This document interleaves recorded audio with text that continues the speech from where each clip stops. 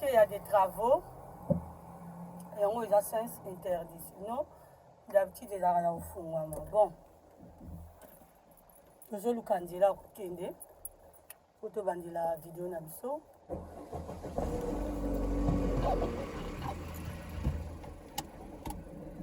Toujours les colonnes embrayage, les colonnes à frein. Pour bal si kingo na yo angle mort. Ok. Là ça mon kiebo il a tiré deuxième. Soko comme que ta voiture à vert au fini première. Ba maman congolaise. Nous va tout beaucoup mbaka. To tangeli musalo. Puis les amis même si pas ça na eu permis na ye. Profiter après si atangeli te tonton morala kisi. Siko biso ba to zulango place piéton. Faut la première malem.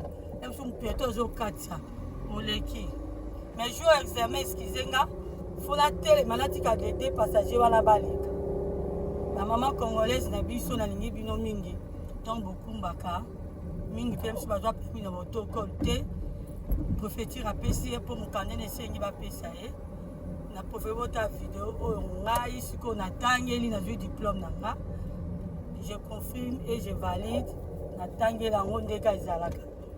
Mais nous avons monitrice, il faut la bien, nous avons simple conductrice caca.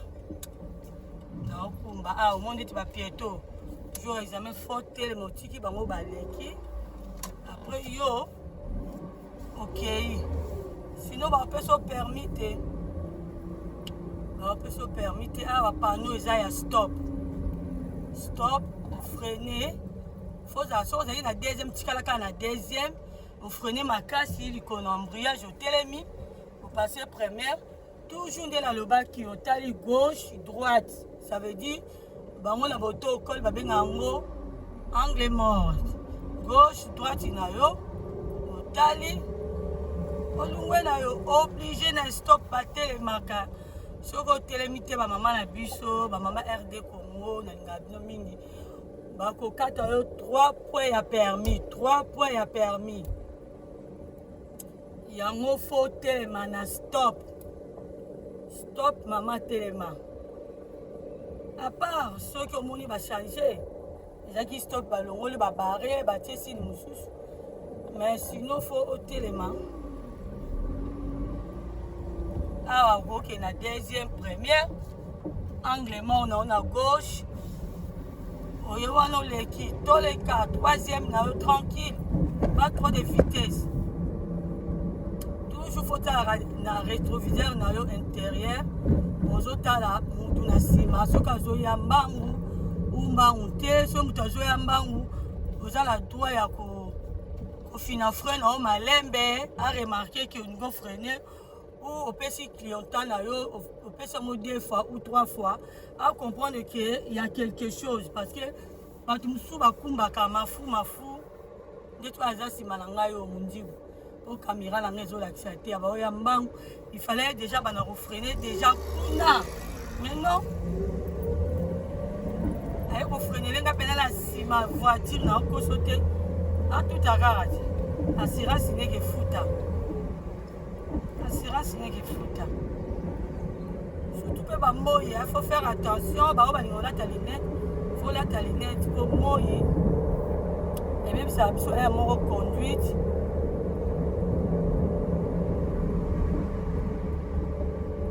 Ça mon conduite. Faut que soit vide, faut les cas. Ah, tu as troisième, toujours faut la panneau à fait. Tu as vert, allez. Tu les qui. So comme des types na au moni de panneau à fait, faut que la colonna accélérateur. Aujourd'hui le colonne c'est le code déposant du collant frein. Moi mon cœur toujours bandi ko freiner so mon cas rouge, le tinga rouge. Na bandi ko freiner na kiti deuxième allez pour la vidéo on a seul on a le bela mingi bateau yo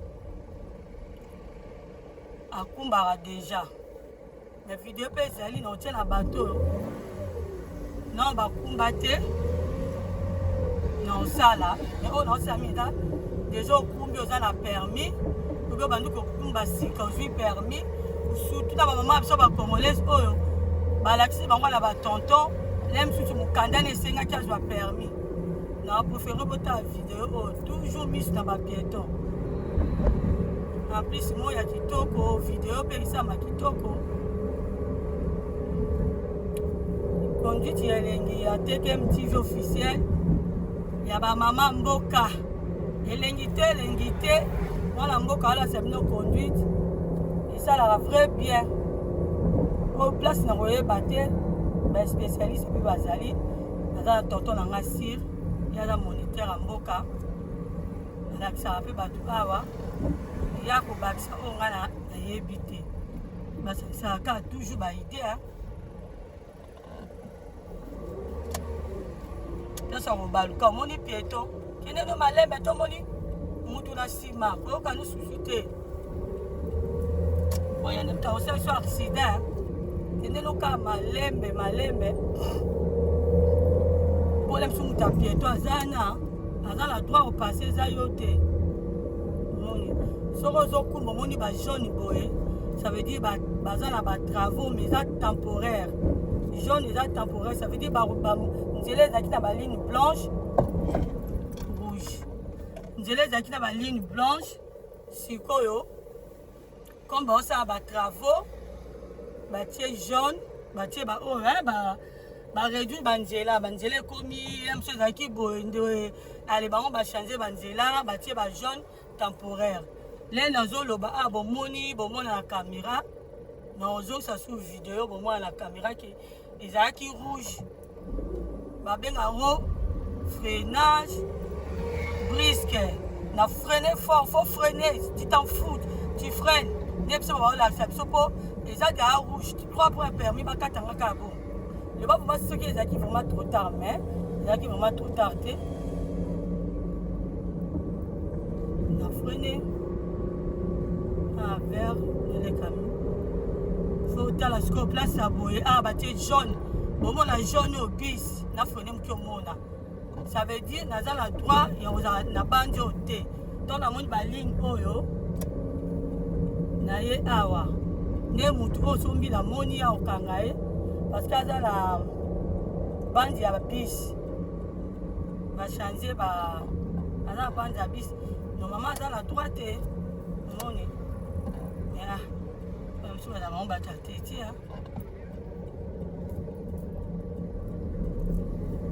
Voilà, à droite, mais.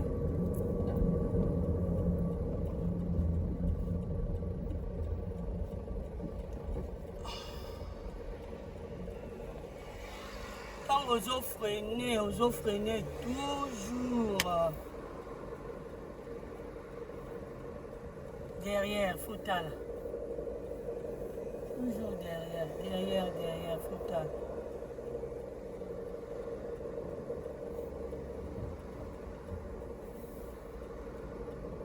Toujours, nous sommes en feu rouge.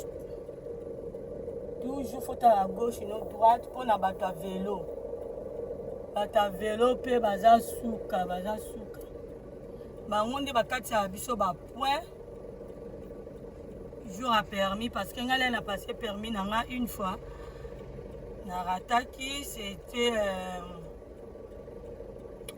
retour nanga sorti ya autoroute na Rony sous bois mais là qui facilité je vous dis c'était pas facile. Mais quand même, il y a aucun souci. Bon, ma camarade de Soka a beau dit. Il y a un examen d'état. Pour rater une fois que tu as et puis, tu as passé à Mbamba. Maintenant, le loti lobi Mbamba. Tu as raté au Nabia.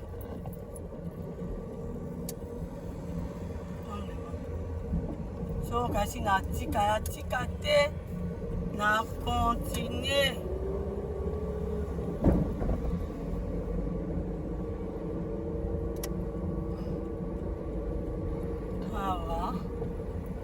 voilà au côté faut mettre première au télémiawa moni bato na baya bango nde baza ba prioritaire baya pe mbangwa bango ba prioritaire faut ba leka.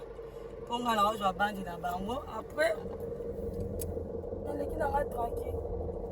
Sauf vraiment aza musique quand même jour examen faut les cas. Mais nga mona tali bon mona même na vidéo qui ba oyamba.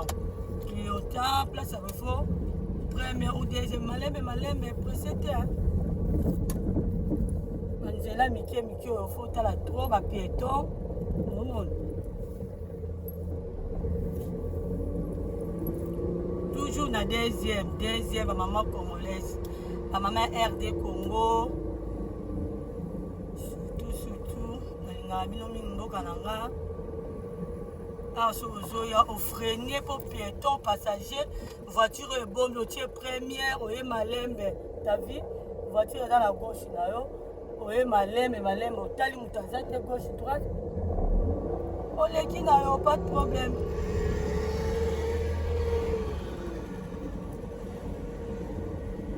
Toujours bah montard. Bah on va aller trop pressé. Clientèle pour nous qui est à gauche.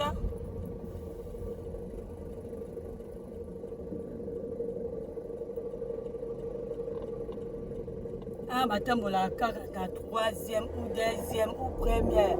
Les autoroutes T. Et voilà dans la première, deuxième, on a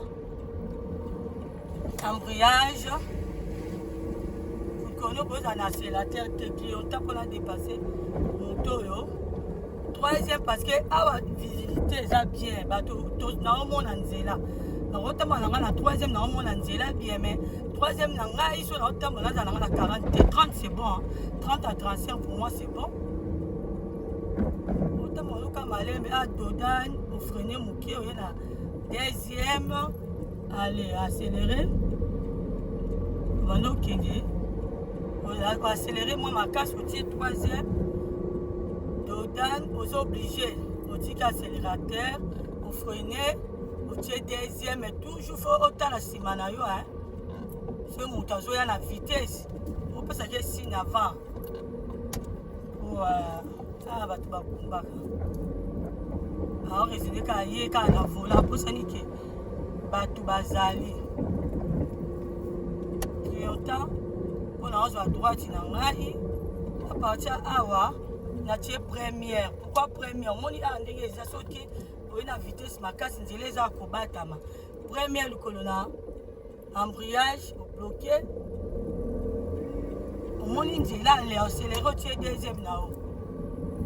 Maman ape banzela on lelo ba travaux. Ils sont na quartier na biso trop de travaux. Panneau ba diminuer banzela très bon, angle mort.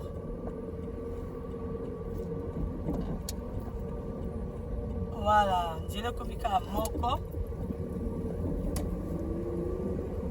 On a la descente boy. Deuxième c'est bon. Les colonnes à frein. Deuxième kaka mbangouté. La descente boy, maman congolaise, maman africaine, tout. Les mamans des Africains, surtout les mamans. Dans les descentes, il faut toujours les pieds dans les freins. Tu conduis doucement. Il ne faut pas regarder les autres. Hein. Tu t'en fous. Toi, tu conduis doucement pour ta vie. Allez. Tu viens ici. Tu mets première. Bon, moi, je pars à droite. C'est moi. Dépasser.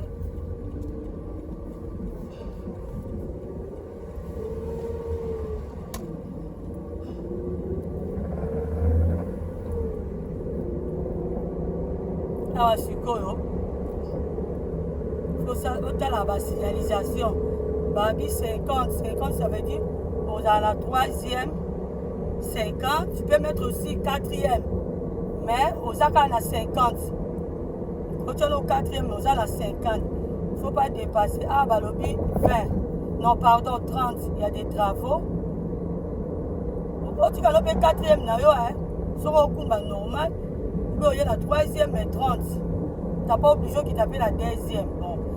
Mais jour à examen par nos bongo, il faut sauter la quatrième au kiti, troisième, au freiner au kiti, deuxième. Jour à examen. parce que l'inspecteur baza chiant moko, je vous dis.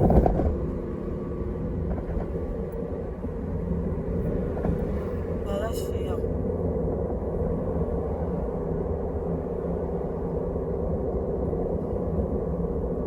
Ok, na banda ko freiner.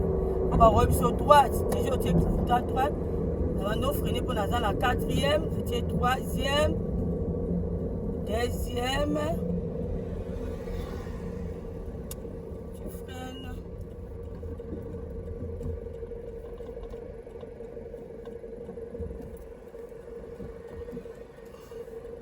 Ah, vous avez ngomba. Maman, d'abord, kumbaka. Faut ça la patinage, point de patinage, ça veut dire l'icône l'embrayage. Au matisi, bon moi dans voiture n'a pas j'espère. Pour moto katate, dans ta langue personne n'a katate. Pour la ngomba, ça veut dire l'icône na embrayage. Bah moi va monter va bien point de patinage, embrayage. Au matisi l'icône mouké prochainement tu vas filmer mouké. Essaye-moi kolenga, faire, accélérer. Voilà, Kende Kwenza. Gagné, waouh! Et TV officiel a gagné. Parce que voilà, vous m'avez 4 à monter. 4 une fois, c'est bon. 2 fois, 3 fois, on peut se permettre. On peut permettre. On va la fière, on va permis, on a sauté. Et ma France, ça la bougeot, on a sauté.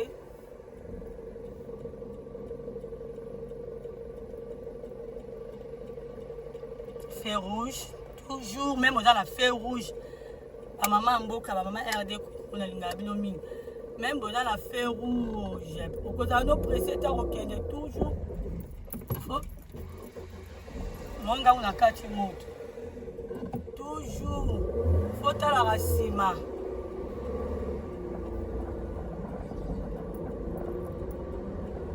Faut la racima. Mutuni na oyamba wana.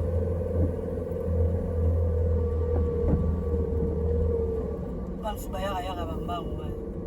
Faut la. Faut l'on la applique. Toyota.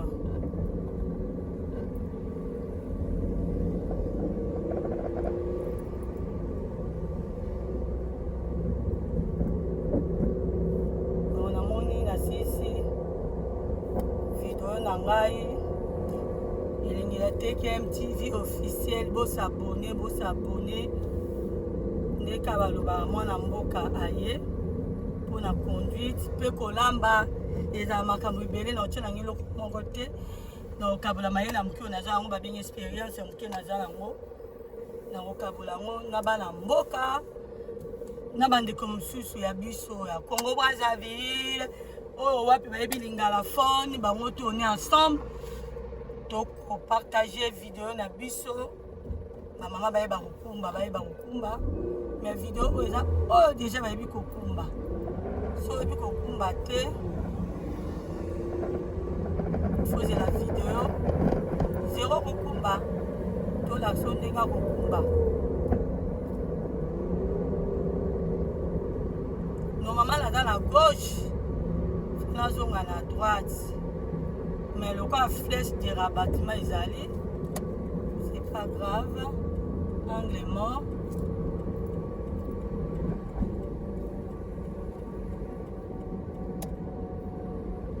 La manière au freiner. Deuxième, première. C'est bien. Là, ça boye, ça à droite, ça à la troisième, deuxième, première ou télémi. Mais ce qui fait rouge, il y a les bossos dans les bossos fait rouge. C'est mieux, soit dans la deuxième, dans la troisième, deuxième. Au freiner tranquillement, ma beaucoup mis baleine, na vola, au freiner, au télémi. Mais ce que tu as dit, si madame a tu boye. Ah, on va passer dans la deuxième, première. On a préparé déjà. Mais jour examen, ceci, si on fait rouge, c'est moi ça en émission. Dans la troisième.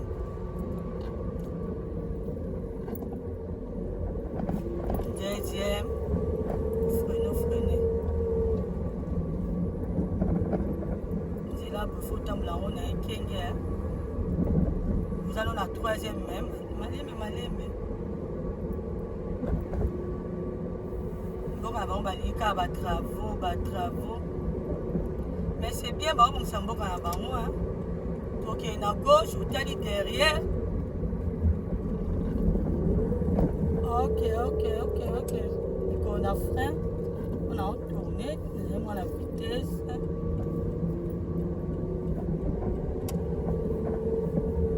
Troisième, ok sur gauche, toujours tali rétroviseur na yo, intérieur, gauche na yo. On a ok na gauche, na la deuxième. Vite, retournez.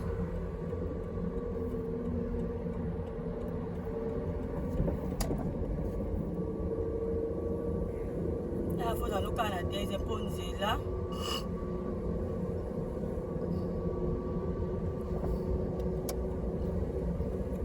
J'ai toujours à la bateau. Deuxième, on y place à bout, on freine. Première. Pour les un peu serré. Mais papa, si on va bango, même la deuxième, même troisième main, il faut avoir vraiment une expérience. Cette expérience, c'est ça, c'est bon. Cette expérience, c'est ça. Ah, c'est mon petit boy. Oui, nous m'aimons.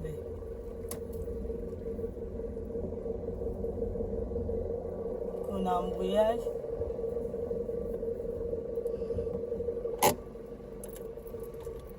Merci na bino na lingi bino mingi. Video esili. Tomonani mokolo ekoya. Pona osala ba video na bato bayebi kokumba te. On a sali na bato bayebi kokumba, babandi kokumba sika. Biso na to partager maele o tozu na ba protocole, o totangeli na ba classe na biso tozo partager na lingi bino mingi bo s'abonner na elengi ya TKM TV officiel. Merci, bye.